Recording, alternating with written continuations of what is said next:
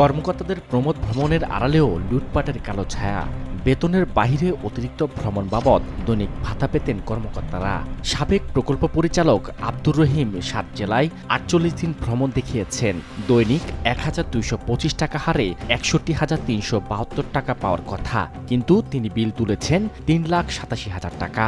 উপপ্রকল্প পরিচালক গোলাম রাব্বানী ৪ জেলায় ৩৮ দিন ভ্রমণ করে ১,০৫০ টাকা করে ৪৪,৩১০ টাকা পাওয়ার কথা, কিন্তু তিনি বিল তুলেছেন ১,৮৩,৬৯০ টাকা। হিরণময় বিশ্বাস ২৭ দিনে ২৮,৬৬৫ টাকা পাওয়ার কথা, কিন্তু তিনি বিল তুলেছেন ১,৮৬,০০০ টাকা। কর্মকর্তা শাহ আলম বিশ্বাস ৩৩ দিনে ৩৮,৭৪৫ টাকার বদলে বিল তুলেছেন ১,৯৮,০০০ টাকা। ইঞ্জিনিয়ার পার্থ প্রদীপ সরকার ২০ দিনে ২২,৮৯০ টাকার বদলে বিল তুলেছেন ১,৮৬,০০০ টাকা। এভাবে প্রতি বছর জেলা সফরের নামে কোটি টাকা অনিয়মের আশ্রয়ে হাতিয়েছেন কর্মকর্তারা। প্রকল্পে আউটসোর্সিং বা পরামর্শ সেবা নিতে পাথমার্ক অ্যাসোসিয়েট লিমিটেড ও কৃষ্ণা সিকিউরিটি সার্ভিস লিমিটেডকে ২৩ কোটি টাকা করে দুটি প্রতিষ্ঠানকে প্রায় ৪৬ কোটি টাকার কাজ দেয়। মহা হিসাব নিরীক্ষা অধিদপ্তরের অডিট রিপোর্টে উঠে আসে, এই চুক্তির বাইরে কোনো কারণ ছাড়াই দুই প্রতিষ্ঠানকে অতিরিক্ত ১,৮৭,০০,০০০ টাকা বেশি প্রদান করেছে, যা আবার ভাগবাটোয়ারা করে নেয় দুই প্রতিষ্ঠান ও কর্মকর্তারা। এখানেই শেষ নয়, দুই প্রতিষ্ঠান আবার নিয়োগের নামে যাদের চাকরি দিয়েছে তাদের কাছ থেকেও হাতিয়েছে কোটি কোটি টাকা। এদিকে সফটওয়্যারের নামে হয়েছে কোটি কোটি টাকার লুটপাট। পশুর পরিচয় শনাক্তে ডাটাবেস তৈরি করে কান বা শরীরে একটি ট্যাগ বা কিউআর কোড লাগাতে Bangladesh integrated network for livestock information নামে ৩২,৫৩,৪০,০০০ টাকা ব্যয় করা হয়, যার কাজ পায় ক্রান্তি অ্যাসোসিয়েট লিমিটেড।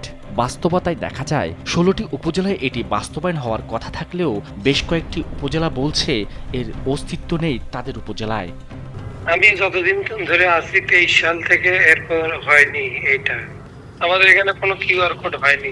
বাংলাদেশের মহা হিসাব নিরীক্ষক ও নিয়ন্ত্রক অডিট রিপোর্টে উঠে আসে, প্রকল্পের সবচেয়ে বেশি দুর্নীতি হয়েছে প্রকল্প পরিচালক আব্দুর রহিমের সময়ে। ক্রাইম ফাইল মুখোমুখি হতে চায় আব্দুর রহিমের, তবে তাকে বাসার ঠিকানায় পাওয়া যায়নি। প্রকল্পের দুর্নীতির বিষয় নিয়ে সবশেষ প্রকল্প পরিচালক মোস্তফা কামালের কাছে যায়, কিন্তু টিম ক্রাইম ফাইলকে তথ্য দেওয়ার বদলে উল্টো চওড়া হন তিনি। আমাদেরটা কিন্তু অনেক আগের থেকে পুরাতন সমিতি, ট্রেড ইউনিয়ন না, আমাদের তো ট্রেড ইউনিয়ন, ওদের ওরা করছে কি আরেকটা সমিতি বাড়ি করছে, বা দ্বিতীয় দিন কিন্তু আর ডিউটি করে না। ওটা জরিমানা, ওটা মানে এটা মনে হয় যে এই ডিআইবি বলছে অনিয়মের সুযোগ যে কর্মকর্তাদের যোগসাজশে হয়েছে তাদের জবাবদিহিতার আওতায় না।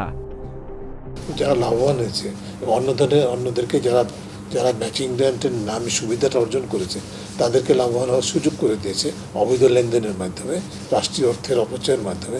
তাদেরকে তো জবাব দিতে আনতে হবে, তাদেরকে তো জবাব দিতে ছাড়া পরবর্তী কার্যক্রম পরিচালনা কার্যক্রমে তাদের অংশগ্রহণের সুযোগটাও আমরা করি সাময়িকভাবে বরখাস্তের মাধ্যমে তাদেরকে রহিত করে রাখা উচিত বলে মনে করি। এমন অনিয়মের বিষয়ে জানতে মৎস্য ও প্রাণী সম্পদ প্রতিমন্ত্রী দপ্তরে ক্রাইম ফাইল জানান, এই প্রকল্প নিয়ে তদন্ত চলছে। আমাদের তদন্ত চলছে। তদন্ত প্রতিবেদনে যে দোষী সাব্যস্ত হবে অবশ্যই সে যেই হোক তাকে বিচারের আওতায় এনে তার শাস্তি ব্যবস্থা করব।